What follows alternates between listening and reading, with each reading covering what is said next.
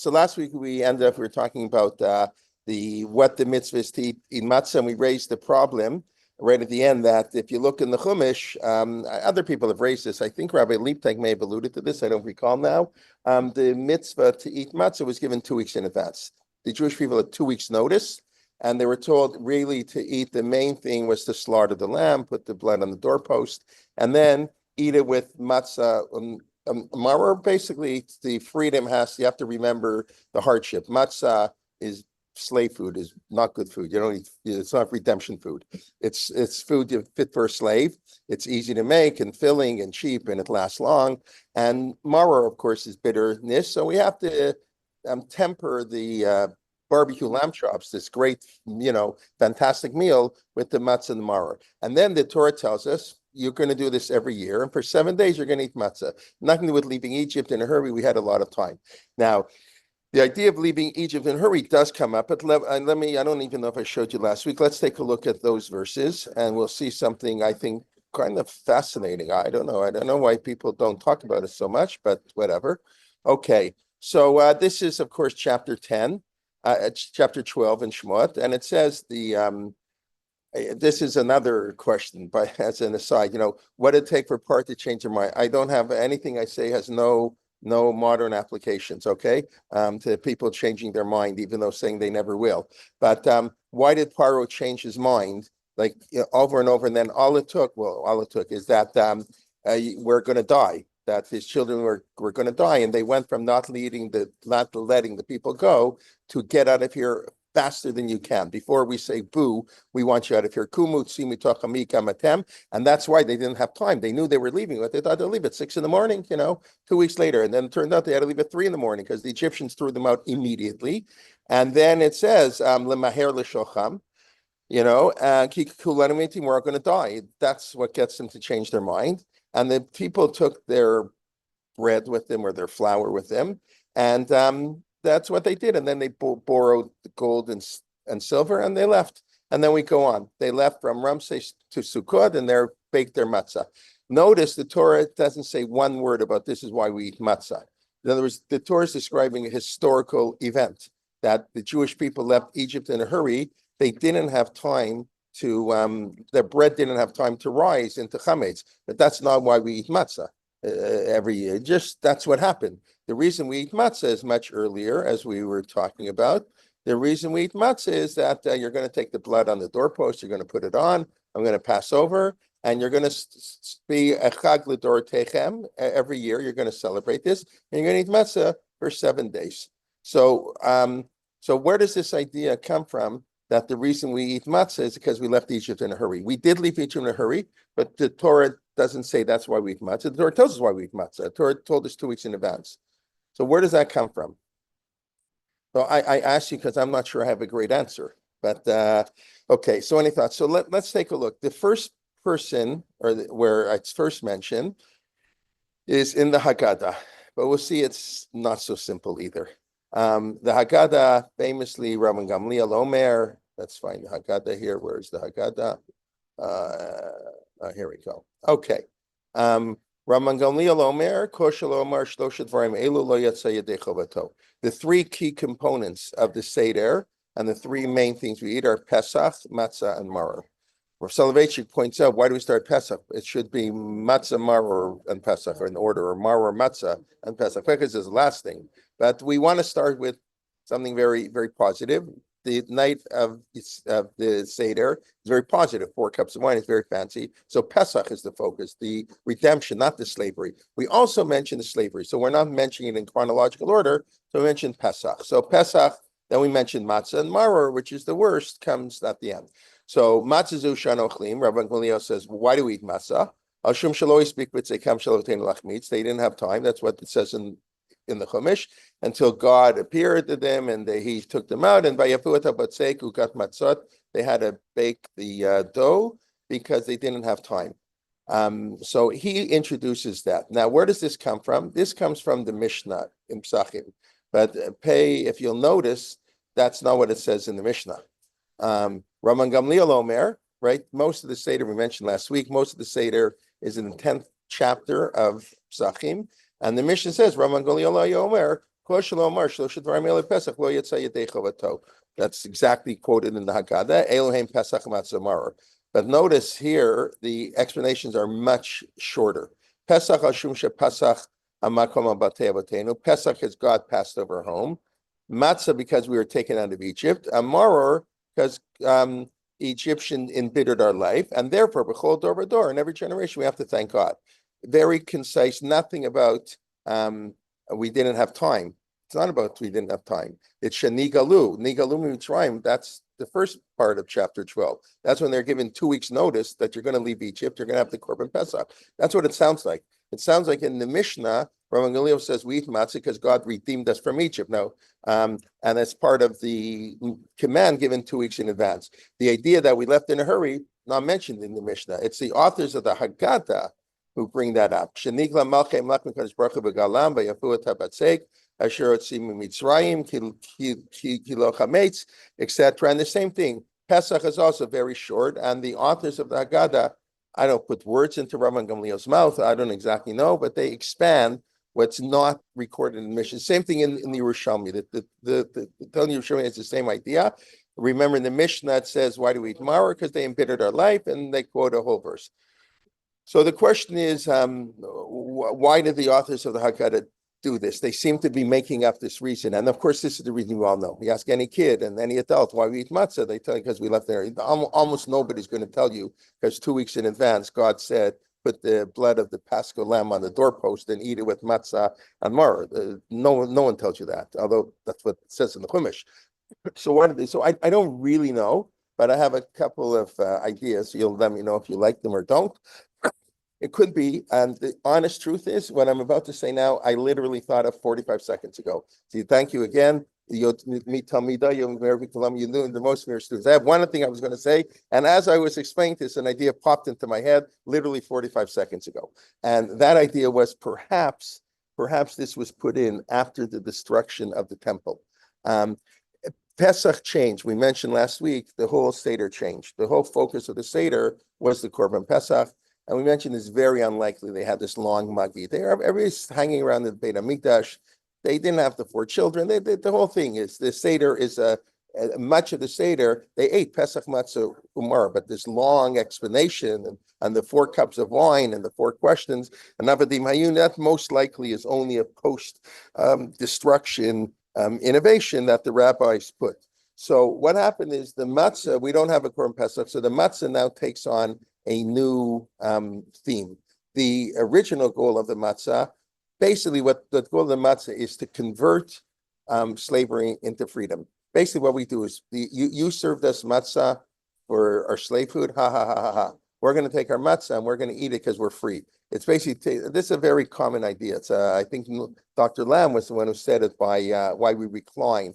The 4th question, the one that replaced the question on the Korban Pesach.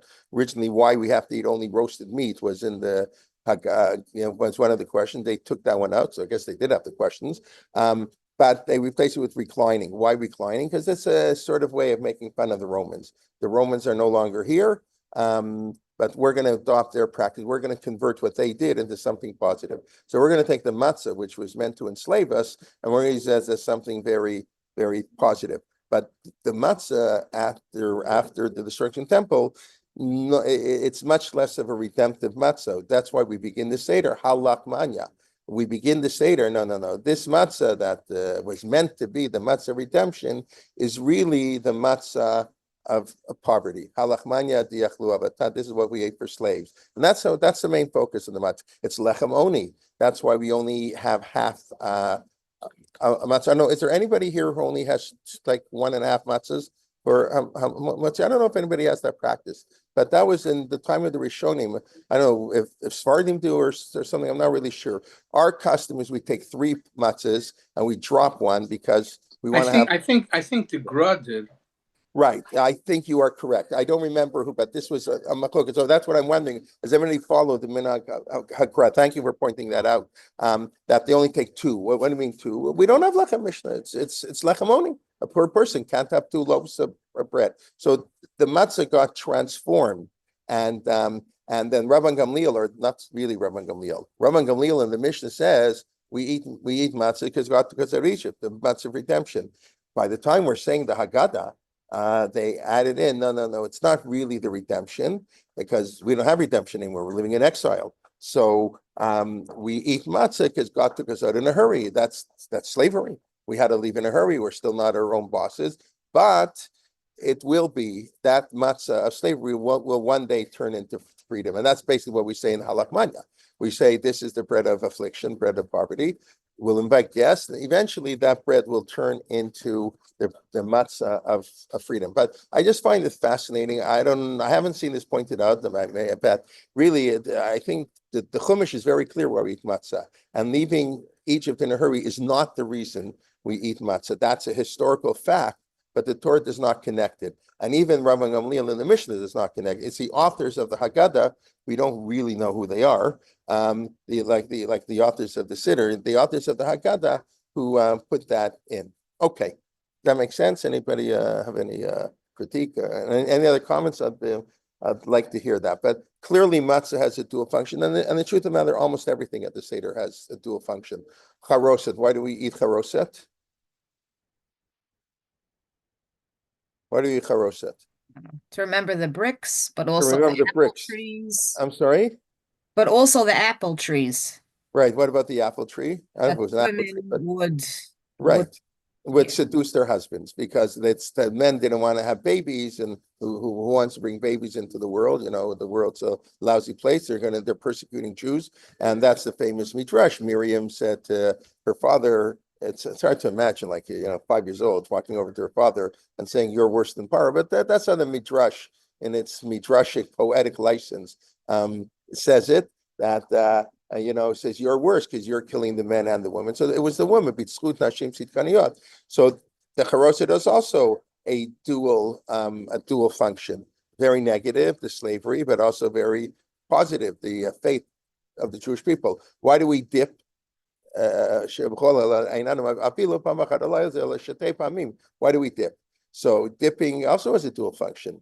Dipping is you dip at a fancy meal. You go to a smorgasbord at a wedding. They have all the dips. You have the best one, the dip in the hummus and the tahina, I don't know, whatever, and the guacamole and everything. You're dipping left and right because that's an act of freedom. No, but we also dip in salt water, the tears. So there are other things. There's lots of things in the Haggadah that is dual aspect, and of course that's true about everything in life. It's all how we use it. Like avoda. Is avoda good or bad? Avoda can be slavery, but avoda is also worship of God. It's all what the purpose of your doing it. So the whole Seder, everything in life, everything in Judaism can be used for good or for bad. It's all how you use it. So the Seder has this conflicting idea, and that perhaps is the basis of the 4 questions. What's going on here? Is this a night of freedom, of slavery? And what I'm saying, I don't know if this is correct, that after the destruction of the temple, the slavery aspect got higher play because it was more true, it was more relevant. When the Jewish people were living in Israel, that is less so. Okay, with that, maybe I'll do, where does the Haggadah connect us to the land of Israel? Besides Lashana Haba Yerushalayim that we say in Halach Manya, like right at the beginning and then right at the end, Chasal Seder Pesach, Gil Kato, Nasa Meniska Lashana Haba Yerushalayim, right? But basically, Dayenu. Okay, we're going to get there. Very good, Dayenu, right? Dayenu is a much later addition to the Haggadah. It's clearly not in the Mishnah. There's no connection, but yes, okay, very good. We allude that God took his land. There's a very good. Where else? In the continuation of Otana Hotzi Misham Lama'an. Well, Tano Otzi Misham, that's the answer to the Chacham's question, which the Haggadah does not do. That, I believe, is, let's just take a look. That's in Bechol Dor V'Dor. If I'm not mistaken, let's just take a very quick look, which is right after Rabbi Gamliel, I think. No, it's right at, yeah. Bechol Dor V'Dor Chai V'Adam Lirot Atzmo Ki Lo Yisam Mitzrayim. Shenemar V'Otanu Otzi Misham L'man Avi Otanu. Very good. So this is the answer to the question of Chacham. Let's just show that. Okay, everybody see this? We finished Rabban Gamliel, Pesach Matzah Maror, and because of that, in every generation, we have to see as if we left Egypt. We have to pretend, or That's a hard thing to do. What exactly that means, okay? And it says, Bayom Hahu, Bavur Zeh Hashem Li, God did to me. This is a pasuk in Shmot. We'll get back to this pasuk. Bavur Zeh Hashem Li B'Tzim Yisrael. This is the answer to the Sheino Yodei Lishol. The pasuk is used it's in the Torah. It's not Sheino Yodei Lishol. But in the Haggadah uses it as the answer to the Sheino Yodei Lishol. And then it says, Lo Ad Avotenu B'Vad, not only our ancestors, but us. Otanu Shimisham. So Otanu Shimisham is very, let's take a quick look. If I can find it. Devarim. Here we go. Okay. Ki Shacha Bincha Machar. So the question of the Chacham, by the way, has nothing to do with Egypt. We read 15 verses earlier, the Shema. Okay, if you want to go to the beginning of the chapter 6 in Dvarim, right? Chapter 6 in Dvarim, Shema Yisrael Hashem Elokeinu. We all know this. Then it says you're going to build big houses. Don't get too materialistic. You're going to build batim, plaim, kol tuv. You're going to come to Israel, and you're going to get carried away. Hishamer lecha. You're going to forget God. We have too much. When the stock market jumps 10% in one day, you forget about God. When it you should thank God. You should fear God. And then it says, don't test God, do basita yashar v'tov, do beyond the letter of the law. This is lifnim mishur and that's what the Torah is talking about. Then out of the blue, Torah tells us, what are the testimonies, the laws, the statutes, the laws, however you want to translate it? 3 different categories of Jewish law. Why do we do it? Nothing to do with Pesach, with Yetziat Mitzrayim, not one word. But everything in Judaism relates to Pesach. Everything we do, I've mentioned many times, we have almost no memories of the Har Sinai. We don't even know where Har Sinai is. It's not a big deal. Getting the Torah is a big deal, but the Jewish people were formed in Egypt. So you tell your kid, Avadim Ein Lepar Mitzrayim. Now, of course, the Haggadah, if we have a chance, I'm raising a lot of questions here, so you have 5 hours at the Seder to try to answer these questions, but Avadim Hayinu Lefar Mitzrayim, of course, is the answer to it's said right after the 4 questions. The Torah doesn't say this, and the Haggadah doesn't say this, Avadim Hayinu. That's what it says in the Torah. So we have to discuss, why does the Torah change the answer? And then God did great miracles for us. And then it says, so this is exactly very good. This is the verse that Rabban Gamliel, right after Rabban Gamliel, the Haggadah quotes that every generation has to thank God, feel as if we left, because Otano Hitzi Misham, like back here, that's in the Haggadah, right? Otano Hitzi Misham, right? Very good. So that's Rabban. So clearly you can already see the Haggadah is basically a big midrash. The halacha is the Haggadah is playing around and moving around verses from place to place, and we'll try to address some of the questions why they do that. But it's just fascinating to note, where else is the land of Israel mentioned in the Haggadah, or at least alluded to in the Haggadah? So the core text of the Haggadah, we spoke last week about the 4 ways we tell stories, but the one way that you have to tell the story, what the Mishnah says, you have to tell the story with Arami Oved Avi. The Torah, it says in the Mishnah, you have to Doresh me Arami Oved Avi Achi Yigmor Kol HaParsha Kula. So that's what we do. Arami Oved Avi Anus Al Pi Adibur. We'll share. Let's first start in the Chumash, and then we'll move to the Haggadah. So in the Chumash, this is Dvarim. Not this one. This is Dvarim 26. All right, first fruits. Okay. No, that's not it. Dvarim. Why don't they have it here? Next to this. Okay, let's just go here. I'll quickly pull it out. So this, of course, is the mitzvah. Vayaki tavo la'aretz.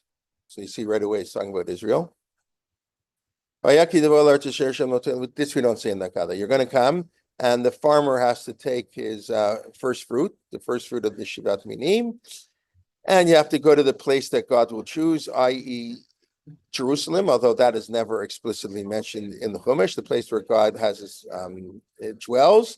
And you should go to the Kohen and say, we've come to this land, and the Kohen will take the basket of the first fruit, he'll put it next to the altar, and you should say to him, Arami Oved Avi Vayeri Mitzrayim Vayager Sham B'Temat Vayisham L'Goy Gadol Atzumurab. As you all recognize, and then we go through this verse, verse by verse. What is Arami Oved? In the Chumash, according to most commentaries, Arami Oved Avi means my father, my ancestor was a wandering Aramean.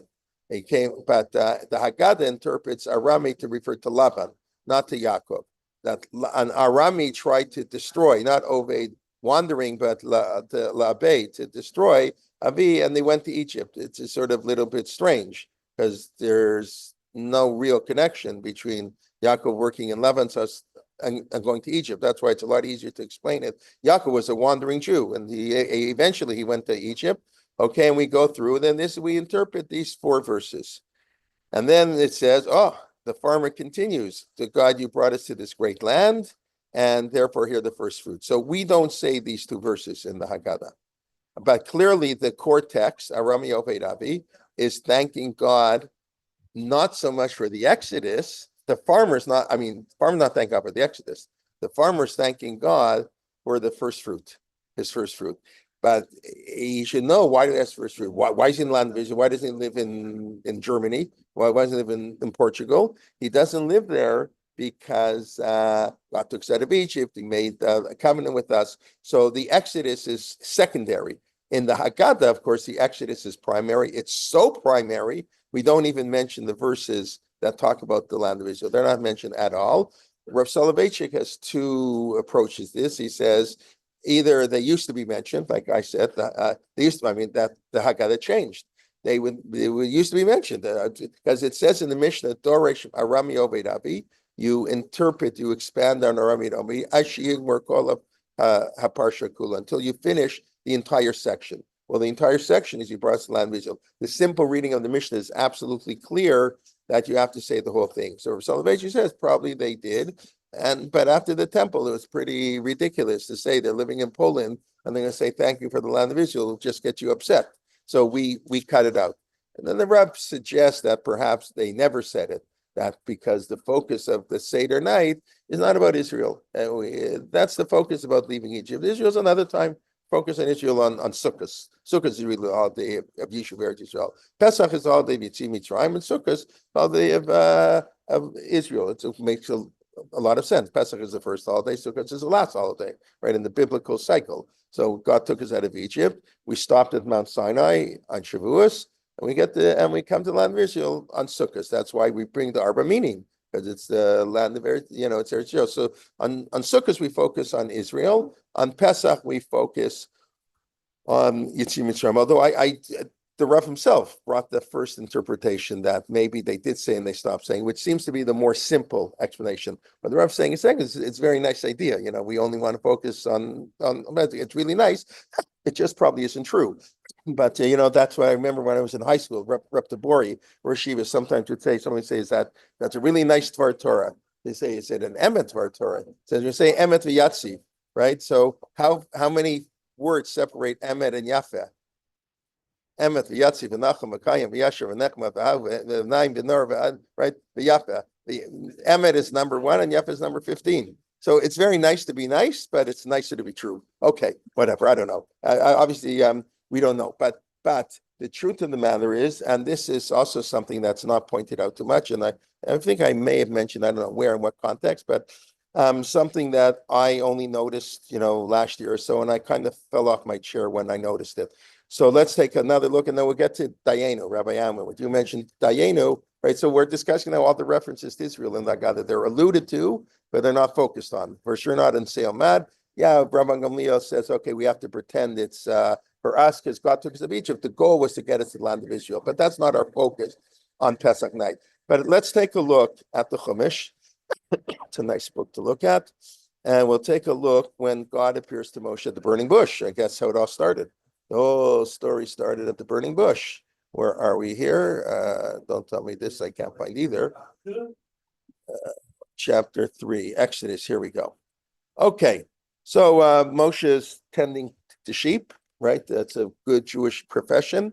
That's Avram Avinu Avram Avinu's covenant, you and Lot, they fought over sheep, and Moshe is tending to sheep.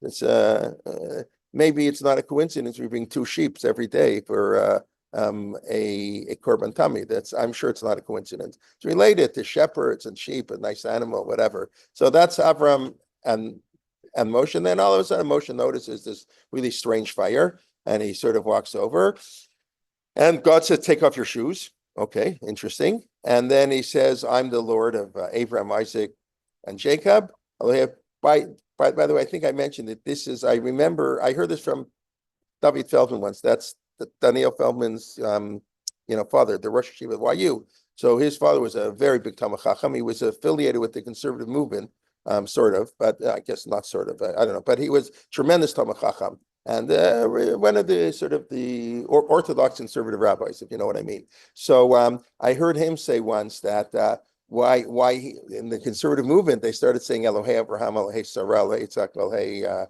Rivka. You don't want to discriminate against women. I hear that. He said, but since we've discussed in our Seder class that many times that so much of the Seder is based on psukim in the Chumash.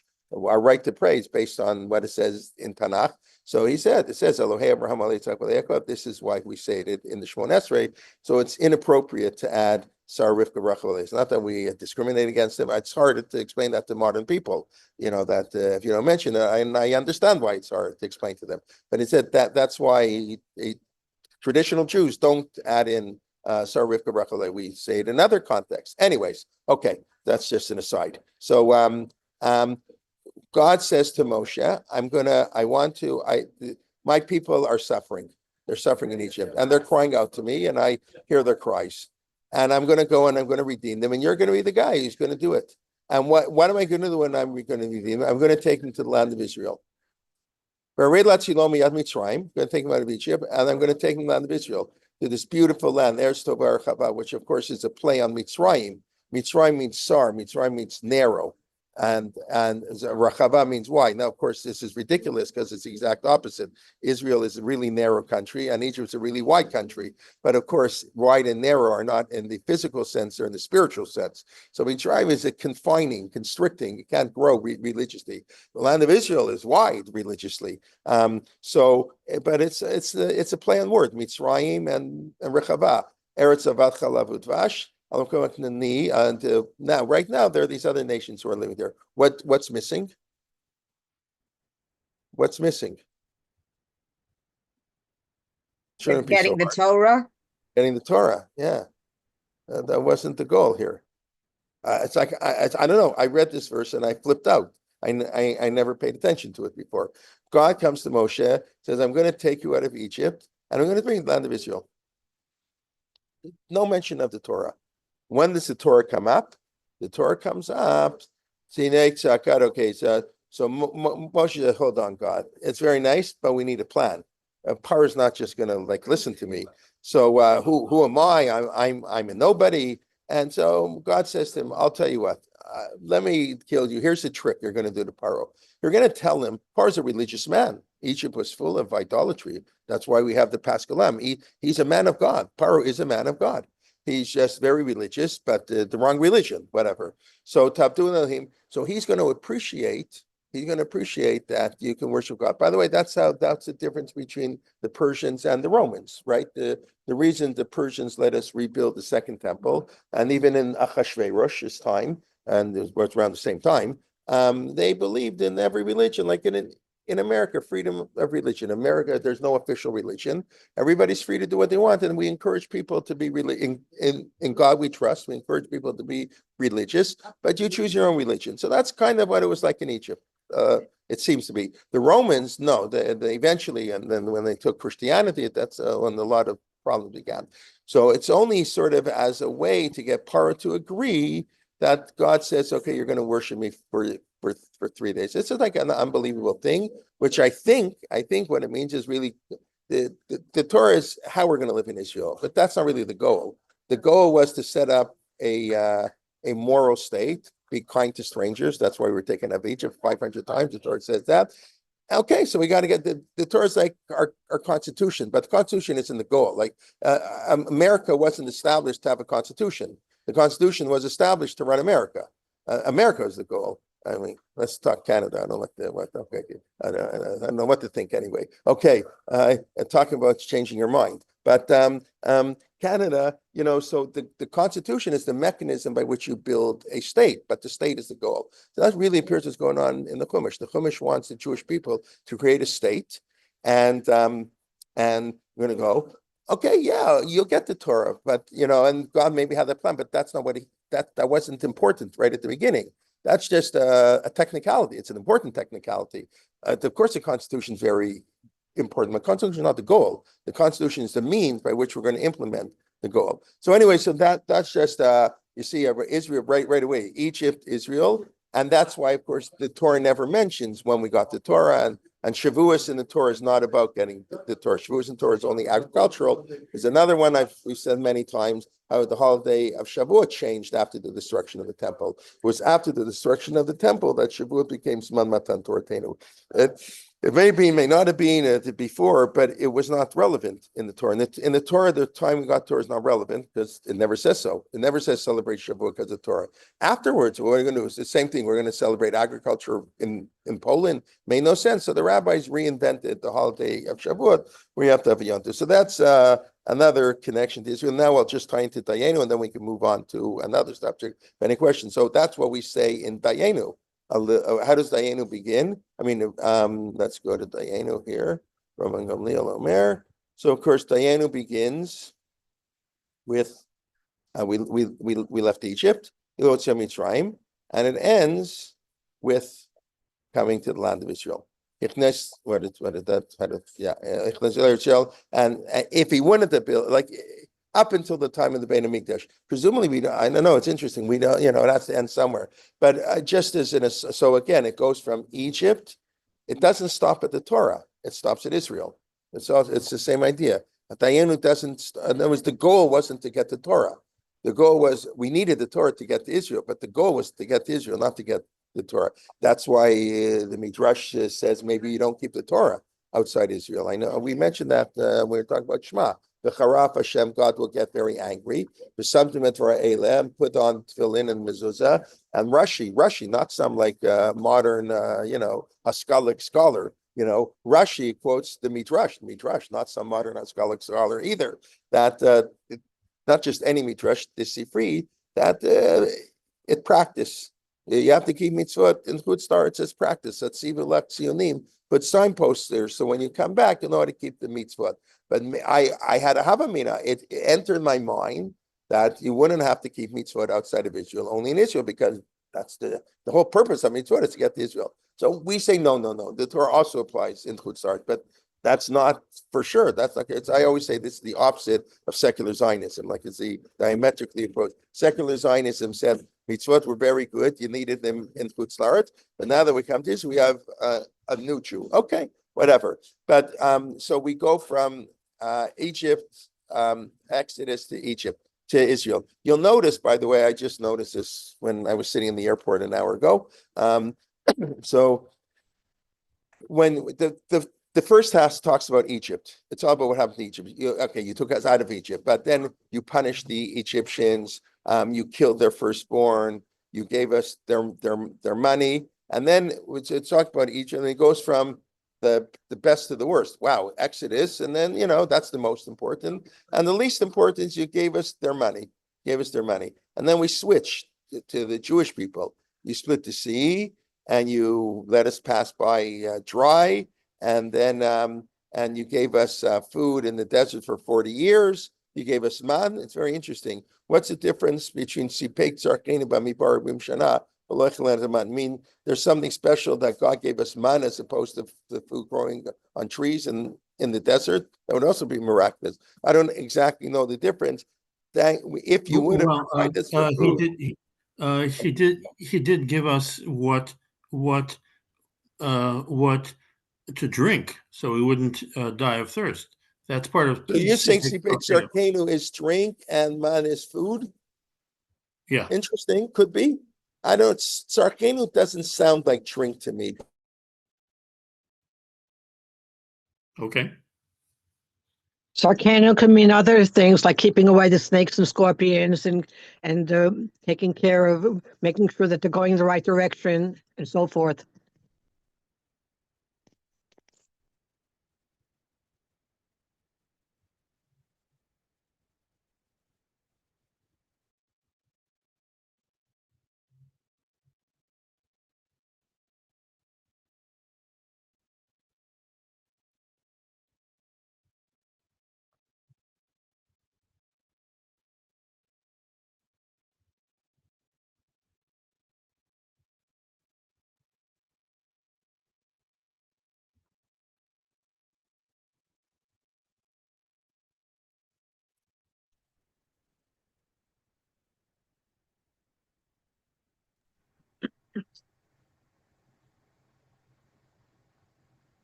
Am I the only one who doesn't hear anything?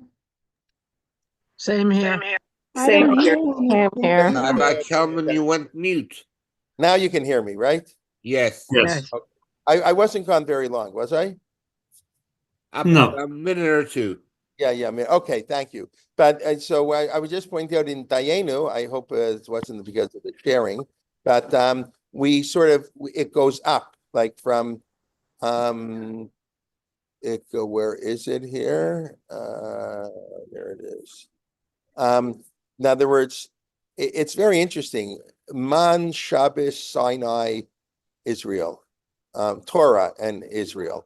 In other words, right there, the man is sort of like lower than getting the Shabbos, and Shabbos, I mean, it's historical. Of course, Diana is going in historical term, but it's very interesting. Would it been okay to get the man and not Shabbos? Of course, the man was given in the context of Shabbos.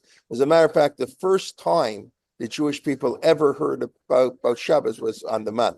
We know about Shabbos in Bereshit, by Chulu Hashemayim V'Aretz V'Chol Tzevam. The Jewish people don't know that. The first time the Jewish people know there's a concept of Shabbat was when they're taught by the man, not the Kiryat. It's very interesting. The man and Shabbat are intimately connected. Okay, there's a lot to discuss, but let's move on to another topic, and let's talk about the 4 children a little bit. Okay, anybody have any questions? I'm happy to, or specific things you want to ask. Okay. Okay, let me start with the Tam and the Chacham. So there's a lot of discussion, and maybe we'll touch upon it, what the difference is between the Chacham and the Rasha. Right, on the surface, their questions are not so different. Chacham's a little bit more detailed. And the Rasha's lachem. Right, just to quickly point out, that's a very fine question in the Torah. Right, the Chacham's question, the Rasha's question, we call the Rasha, it's a harsh term, is right here. So it's a very good question. Why is it a good question? Because the Torah tells us that we're going to come to the land of Israel. God, we put the blood on the doorpost, God passed over. And then the Torah says you should keep this for every generation. Sounds like you have to put the blood on the doorpost every generation. Vayaki tavo l'Aretz, you come to the land of Israel, like God promised, right? That's the goal of the Exodus. Ushmartem ad avodah, you should keep this service. So when your children will say, Ma avodas lechem, it's a great question. Okay, keep this service. So the kid says, what is the service? So you tell them, it's the Paschal Lamb, Zevach Pesach, Asher Pasach Batei B'nai Israel. There's nothing bad in this question. And of course, where does that verse appear? The Haggadah makes this into a bad guy. Maybe we'll talk about this after the time. In the Chumash, he's not a bad guy at all. And that we don't give him this answer. This answer is none other than Rabban Gamliel Omer. They really put a lot on Rabban Gamliel, right? Rabban Gamliel Omer, so they quote it on Pesach. Why do we have the Korban Pesach? This is the verse that appears right after the question, what is this service to you? That the Haggadah says is the Rasha, for whatever reason. And that pasuk is used by Rabban Gamliel, why we eat the Korban Pesach, which is very good. This is not a bad thing. It's a very good thing. Okay, we can talk about that later, maybe. Okay, but I want to talk about the Tam and the Chacham. So everybody talks about how the Chacham and the Rashi, it's hard to tell the difference. The Tam and the Chacham, very easy to tell the difference. Nobody's going to confuse the Tam and the Chacham, right? Why not? Why is nobody going to confuse them? Anybody? Well, Chacham's really bright guy. The tam is normally they translate tam as simple. Then it could be Yaakovish tam could be pure, but Chacham is a detailed mazot. What's this? That's not such a sophisticated question. The Chacham is very wise. Very my daughter. Now let's take a look at the four children does not appear in the Babylonian Talmud. Not in the Babylonian Talmud. The four children, though, does appear in the Talmud Yerushalmi. The Jerusalem Talmud has the four children. And let's take a look how the Jerusalem Talmud sets up the four children. So is this it? Yeah, I think it is. Okay, halacha. That's how the Yerushalmi works. They quote like halacha. This is the chapter after fourth halacha, what we call it Mishnah. Tani Rabbi Chia. Rabbi Chia learned Keneged Arba Banim Divrei Torah. Ben Chacham, Ben Rasha, Ben Tipesh. So the Tam is now a fool. He's not just a simpleton, he's an idiot. Ben Tipesh. Ben Sheino Yodei Lishol. Ben Chacham Mahu Omer. That's like we say. And what's the answer to the Chacham? Whoa, that's the answer? I thought we talking about the Afikomen. And here the Yerushalmi says, we tell the Chacham, God took us out of Egypt with a strong hand. Ben Rasha Omer Ma'idavadot Lachem. And here it's expanded upon. Mahatorach, it said we can see why he's Rasha. Mahatorach, why this burden? Every year, every moment, always another task to do. That's already, the Yerushalmi makes it clear. It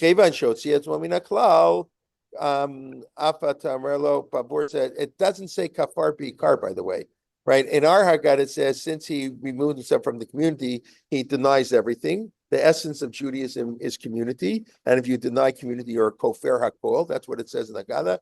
The Talmud Yerushalmi doesn't say that. Interestingly enough, Talmud Yerushalmi, because he removed himself from the community, we're going to remove him from the community. We're going to say Bavur Zas Hashem Li, God made for me, but not for you. Now, remember, we interpreted that pasuk Bavur Hashem Li that everybody should feel like they left Egypt, right? We're reinterpreting it in a totally different way. We use that verse to say God took us, every one of us, out of Egypt. Here, the Yerushalmi is using it, me, but not you. Very different from how it's used later on in the Haggadah, but that's what Midrash does. Lo Toa Ish, very interesting. And I have to think that. One more check. You can mute yourself for a second, unless you're asking. Gilwood. Okay, are you asking a question or just okay? Lo Toa Ish, of course, generally in the Talmud is a reference onto Jesus, and I don't know, but I'm assuming that's not a coincidence.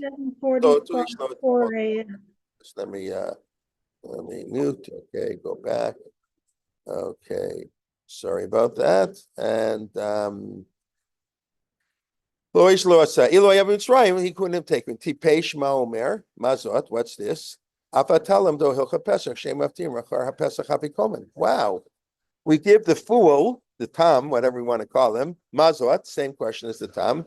Tell him we can't eat after the Pesach Hapikomen. And what's the answer we give the Chacham? If you take a look at the Haggadah itself, right?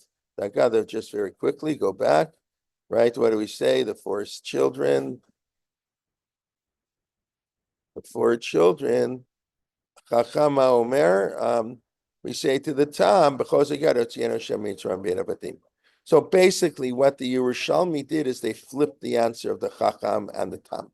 The Chacham gets the answer that the Tam gets, and the Tam gets the answer the Chacham gets. They're switched between our Haggadah and Yerushalmi, and the Tam is no longer just a Tam, he's a Tipesh. So I find that fascinating, actually. I find that quite fascinating. And I'm happy to hear any explanations you may have. I do have an explanation, perhaps. But before we do that, just let's take another quick look. And you'll notice the introduction to the questions. I hope I'm not confusing anybody, but here we go back. Okay. So remember, the four children appear in the Chumash, right there. These questions appear. And the Tam's question, we understand our Haggadah because the Tam is 13:14, I think it is. It's talking about Pijona Ben. Again, it's not talking about Pesach. I mean, Vayaki Shacha bincha machar lemor, Mazot, V'amarti la b'chozak yad Hashem mitzrayim. This is what we do in our Haggadah. What the Yerushalmi does is take that b'chozak and puts it to the Chacham and takes the answer we say to the Chacham, which is not what the Torah says. Takes the answer of Afikoman and switched it to the Tam, or the Tipesh. Now notice the question. Vayaki Shacha bincha machar lemor Mazot. And you go to the question of the Chacham. The Chacham, it's Ki Shacha bincha machar lemor. It's the exact same question. The Tam, here's the Chacham, Ki Shacha bincha machar lemor, and here is the Tam, Vayaki Shacha bincha machar lemor. So you see right away that the Chacham and the Tam are intimately related to each other. Why is that? Why do we switch the answers? Any ideas? Well, So- Because they're both interested in, they both want to learn more. They're both interested in what's going on and doing it better. That's the same question. Just the Tam isn't. He's young. He's not as educated yet. So he has his desire to learn is the same. Question is the same. But he doesn't quite know how to express himself. Okay, we want to. Okay, what else? So this could be why. I mean, but it's interesting that the Yerushalmi calls him a tipesh, calls him a fool. I don't exactly know why, unless tipesh means something else. But Mazo, why is that a foolish? Another, I guess, saying that's all you can ask. What's this? You got to ask a more detailed question. Give me a break. But I just find it fascinating. But I think what I thought is sometimes the most simple question can be the most profound question, or to put it slightly different. Sometimes, sometimes an outsider can see things that an insider cannot see. Sometimes the guy, everyone knows, you want to get a pair of fresh eyes. So when you've learned something 16 times, you don't notice it anymore because it's, you hear the Chumash every year, you don't pay attention because you sort of know what it said. But when you're reading it for the first time, you pick up on things that the person who reads it 25 times never picks up on, or you have a particular way of, there's a way scientists, I don't know, the way literary analysts look at certain things. There's a certain culture and how to do certain things, and sometimes you need a counterculture. Sometimes you need somebody from the outside. So it could be that the Haggadah wants to tell us that the Tam. This simple question, sometimes the most profound question. And even the answer can be very, the same answer can have very different meanings. In other words, for the Chacham, we say we don't eat after the Afikomen. So I imagine many of you have heard the explanation. We teach him from the beginning to the end. We teach him everything, all the laws of Pesach from the beginning to the end. And for the Tam, we tell him, you know what, you can't eat after dessert. We're not just telling everything. The same idea. Or we just got the same way I was discussing, the same piece of matzah can be freedom and slavery. The same question can be brilliant or simple. The same answer can be profound or simple. It's all on how the application is. So they're just our Haggadah, the authors of our Haggadah didn't follow the Yerushalmi. Either they had another tradition or they broke with the tradition of the Yerushalmi and they framed the four children in a slightly different way. Okay, let's quickly, what I mentioned, the difference between the Chacham and the Russia. Did I mention last week the four differences between the Chacham and the Russia? Or is that only at Shalashudas I spoke about that this past week? I think I didn't mention last week. And if I did, you forgot, or I forgot. So very, right, what's the difference between the Chacham and the Russia? So I'm going to just do this very, very, very briefly. And the idea, that the difference between the Chacham and the Russia is not what appears in the Haggadah. It's what appears outside of the Haggadah. What do I mean? Let's go back to the Chacham and the Russia. So we said right here, Vayaki Shachab in Chalimor, okay, Mazot, but let's do it by the Chacham. Not that it really matters because it's the exact same question. Ki Shachab in Chamachar Lemor. So this part doesn't appear in the Haggadah. The Haggadah begins Mahei Dorach Mishpatim, but the actual introduction to the question does not appear in the Haggadah. It's just the Ma'idot. The Torah presumably they were hoping you would know this. Now, the question of the Rasha, we said, which wasn't such a question, because what did he do wrong? That's a very good question. Let me find it. Here we go. Okay, it's a little bit later. I don't know here. Ma'avot azot lachem, right? We start Ma'avot azot lachem, right? But that's not what, okay, that's what appears in the Haggadah. But here he says, Vayaki amru alechem b'nechem, right? When Vayaki amru alechem b'nechem, this introduction to the question does not appear in the Haggadah. It appears, but it's in the Chumash. And I'm going to say this, there are four fundamental differences between this introduction, Ki shalcha bincha machar lemor, and this Vayakim Lechem B'nechem, that tell us what the difference are between the Chacham and the Russian, neither of which are mentioned in the Gala. In these 5 words or whatever it is, Vayakim Lechem B'nechem and Ki Yishacha B'ncha Machar Lemor is the whole difference between the Chacham and the Russia. So who wants to quickly enumerate the 4 differences? Well, one is Amar, one is Sha'al. Okay, so that's the most obvious one and perhaps the One most is important one. singular versus plural. Good, you'll tell me why that's important. Asking and saying, we know why that's important. Ki yishalcha binchar, when your children will ask, when your children will tell you. There's a huge difference. You can say the same thing. Why do we have to do this? Why do we do this? It's the same exact thing, but it's how you say. One's a statement, one's a question. The Chacham asks you. Every question is legitimate, but not statements. Okay, why Yocheved is singular? Ki yishalcha bincha and b'nechem. Why is that important? Well, maybe if it's singular, it means that particular child really wants to know. While B'nechem could be just more, when your kids gang up on you, and sort of like in a mob, it's less personal. Very good, and that's the mob. People do things in a mob they would never do on their own. January 6th would not have happened one person. It can only happen because everybody eggs everybody else on to do this.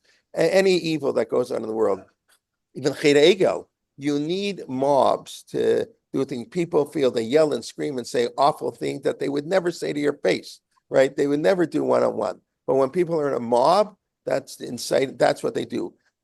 So evil needs a mob to thrive. Also, a chacham is somebody who's willing to stand alone.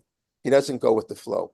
A smart person, you think you're an independent thinker. All great people in every field were independent thinkers, and often they were deeply criticized because they didn't go with the flow. And that's very true in rabbinics too, rabbis who broke the mold and often at great personal price, but often brought forth new, I want to take a conservative one, the Hasidic movement was a revolution and it's, whatever it's, anyway. So that's difference number 2, singular and plural. Difference number 3. Alechem versus Lemor. Vayakim Alechem b'nechem, and here it says, what does it say here? Lemor. Okay, Lemor. Yeah. So why is that different? What's the difference? Lemor. What does the word Lemor mean? What does the biblical word Lemor mean? To say to somebody else. You should go tell it to somebody else. Exactly, to tell to somebody else. Right? I've said many times, Vaydaber Hashem el Moshe means God spoke to Moshe and he said something. You don't need the word lemor that he said something, right? Lemor means tell the Jewish people. A chacham wants to share his knowledge. He's interested in spreading knowledge.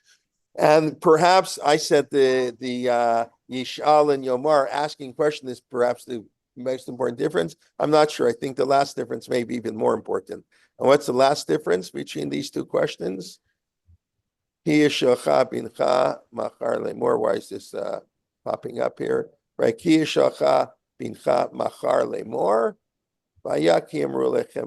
What word is missing? Machar. Machar. Right. New Machar, explain. In the future. In the future, anytime in the future. Who's right? Somebody Tova heard this already, but that's okay.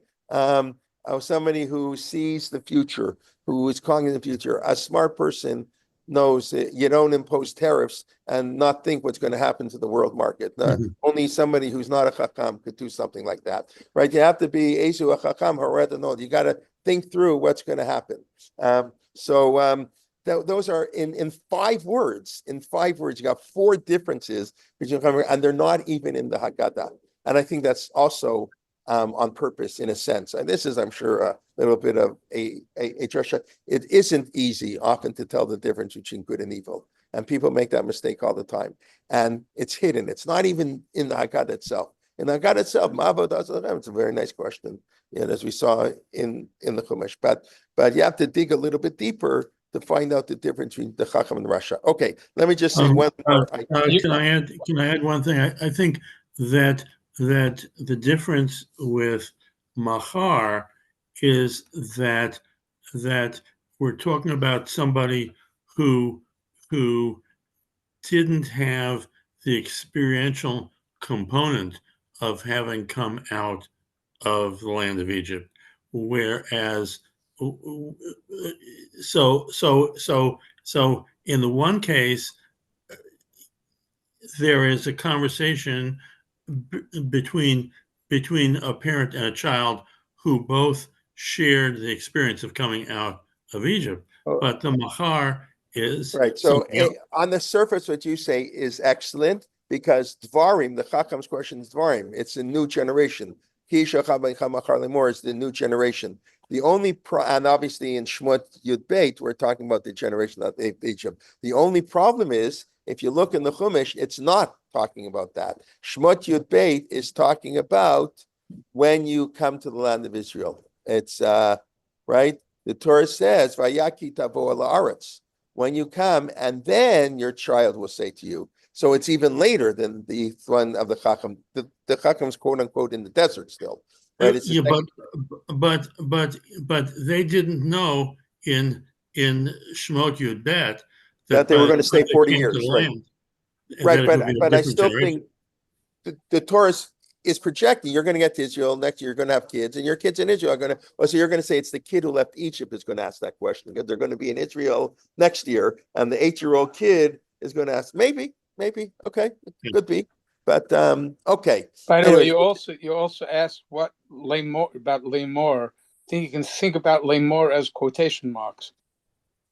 Right.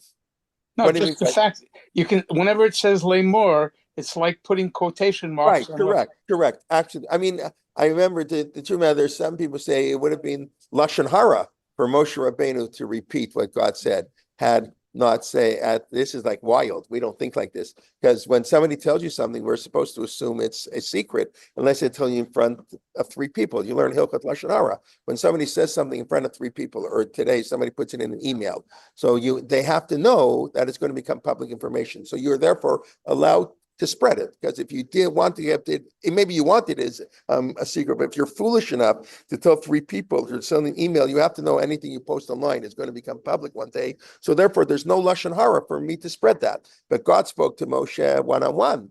He so what right did Moshe have to say it? So God gave him permission. That's like a wild way to understand that, but it makes a lot of sense. Okay, it is getting late, so I wanted to do one thing. I'll just mention the question. You can think about it at the Seder. First of all, please God, next Friday we'll have not on the Seder. We'll do next Friday on Yontif. We'll do, let's say, Yontif davening. I think that's what we did last year. We'll do sort of like at the Seder, but the Seder for Yontif next Friday 9:15. It's Erev Shabbos and Erev Pesach, but it's still. And then please God, in 2 weeks we'll continue with our regular Seder class. And in a half an hour from now, Rabbi Et Shalom from LA will be giving sort of the final shir of this 25 shiurim that we had in the last 2 weeks on Pesach. So I hope you've enjoyed them and learned a lot, and I thank you all for coming. But just let me say one idea, and then let me do a quick review to hopefully tie everything in together that we spoke about. I was just going to ask why the Haggadah treats Lavan worse than Paro. I think like Oracle, but we don't have time to get into that. But say that the Haggadah is much harsher on Lavan than it is on Paro. Okay, leave that. Okay, let's just review what we discussed. So we basically began by discussing the problem of the matzah, that the matzah In the Torah, the only reason the command to eat matzah was given 2 weeks in advance with Korban Pesach. The fact that we left Egypt in a hurry is a historical fact, but the Torah is not connected. You could argue that it's meant to be connected, but the simple reading of the Torah, that's a historical fact that has no connection to why we ate matzah. And even in the Mishnah, when Rabbi Gamliel says Pesach matzah umara, the key component, he doesn't say we ate matzah because we left in a hurry. So we ate matzah because we were redeemed from Egypt. And meaning the first part with the Korban Pesach. The authors of the Haggadah, I don't know, maybe he did say it and it wasn't in the Mishnah, I don't know, but the text in the Haggadah has Rabban Gamliel saying more. Whether that is Rabban Gamliel or the others, I don't know, I do not know. And there he links it to the reason we left in a hurry, which is, I don't exactly know why, and I argued perhaps it's because this is now Rabbi Gamliel's living after the destruction of the temple, and that matzah, a freedom with the Korban Pesach, the original reason to eat matzah, we're returning that slave food into redemption food, doesn't apply anymore. We're not redeemed. So we sort of have the slavery reason. We left in a hurry. We were still slaves. We were thrown out. It reminds us of our slavery. But one day, that slave will be turned into redemption. So that was the first part of matzah. And then we spoke about all the connections between the Haggadah and the land of Israel. Dayenu, of course, Arami Obed Abi, the last 2 verses we used to say, we don't say, whatever. And we explained that the whole purpose of leaving Egypt originally from God seems to be to go from Egypt, the Tsar, the narrow place, to the Rachab, the wide place of Israel. And Torah, Sinai is not mentioned. Sinai is just, I don't want to say it's a ruse, but it's a way to get Paro to agree. And that's, like I said, the Constitution, but the goal is not the Constitution. There's no purpose to a Constitution if you don't have a state. What Judaism did, and what the measure says, is even when you don't have a state, the Constitution is so wonderful and so powerful and so important. So you have a truncated Judaism outside the land of Israel. I know it's so that's what other that we discussed it. That was pretty much when we discussed the connection Eretz Yisrael, and then we discussed the children. We just that the Chacham and the Tam asked the exact same question. It's not in the Haggadah. It's by the Chacham. That's the word Vahaya, which sounds like it's in the future. Maybe you're right. By the time it says Ki Yishachah Bincha Machar Lemor. So whatever. I don't know if that is significant or not, but basically the same question. And we saw the Yerushalmi flip their answers. Pretty wild. The Yerushalmi totally flipped their answer because there's sometimes the simple and the wise. Sometimes a simple person can have a tremendous insight, as I think. And sometimes the wise people, we get arrogant. People who are smart get arrogant. It's that's the curse of wisdom. It's the Netziv points it out. I mentioned for Yivarecha Hashem B'Yishmerecha. God should bless us and guard us. So he says, whatever field you work in, if you have money, you should be blessed to do well in business. No one to invest in the stock market. And Yishmerecha, don't let your money turn you into an arrogant, you know what. And which it does way too often. Money is often a curse. It's meant to be a blessing. We saw that the Torah says, don't you're going to get carried away. That's of course always one of the fears of wealth. And if you're a Torah scholar, then Netziv writes the fears you'll become arrogant, that you'll look down upon other people. What do they know? A bunch of Amaratzim, and that is a big problem. And you can learn a lot from quote unquote Amaratzim. And when the Torah said, when the Talmud says, Rabbi Hanina said, I learned the most from my students. What's he saying? And it's so true. Anybody who teaches knows it's true. Only those who are too arrogant to teach don't know it's true. If you're a teacher, probably me Talmidei Yoter Mikulam. Anyways, so that's the Chacham and Tam. And then we discussed 4 differences between the Chacham and Roshah asking and telling singular plural to say over to others, and today versus tomorrow, and that's hidden from the Haggadah. Those are the things we don't say. But okay, I hope we've given enough food for thought. You can listen to things. I do have a podcast out. I have a podcast out every week, but every week it's only 10 minutes. And please God, the one on sub will go out that afternoon, also related to Pesach a little bit, but I have an hour-long podcast. If you have nothing better to do, you can listen. Most of the stuff in there, I don't think I touched on. Maybe the Chacham in Russia, maybe I talked about there. I talked a little bit about Erev Pesach on Shabbos and Hillel becoming the Nasi. There's a lot to talk about. Pesach can keep you busy for hours and hours on end. So want to wish everybody a Chag Sameach B'Kasher, and should be good. And please God, we'll see you soon. And we'll have a light schedule over but like I said, please God, we'll have a class next Friday, not next Thursday, next Friday, Erev Yantif. And like I say, Achron Chavi Rabbi Shalom will be in 25 minutes. I don't think I'll be here because I have to go and check in for my flight, but it really perfect timing. And say, I'll call me Hashemayim that the layover allowed me to give the shir, and thank you for coming. And everybody be well. Any questions, comments before we leave? And that's it. Okay. Thank you very much. Thank you very much, Rabbi. Thank you. Rabbi. Okay. Thank you for the whole week. It was the last 2 weeks. I mean, it was really fantastic. All of the different shiurim were incredible. Thank you very much. Very much. Thank you. And enjoy Israel and say hello to my family in Frankfurt. I don't know if I haven't left I'm the just airport. saying. I mean, who's your from Yekis if they're in Frankfurt? I mean, there are a lot of Russians. My father's birthplace. I mean, your father's birthday was in Frankfurt. Yeah, I spent Shabbos in Frankfurt a number of years. In one of our trips, we spent Shabbos in Frankfurt. I told you I wanted. I shouldn't say that. I wanted to blow up the shul. They daven Nusach Sfard. How in the home of Shimshon Fal Hirsch they could daven Nusach Sfard? It's like a chutzpah. Like whatever. I won't say what it's like. Okay. Anyway, Hakam Nichvashet Malkaimi Babayit. You know, like Anyhow, thank you, everybody, for the beautiful Yontif, peaceful Yontif, good things. Okay. Safe flight. Chag Sameach. Chag Sameach. Chag Sameach. Okay, we'll turn off. Chag Sameach. Thank you. Thank you. Thank you.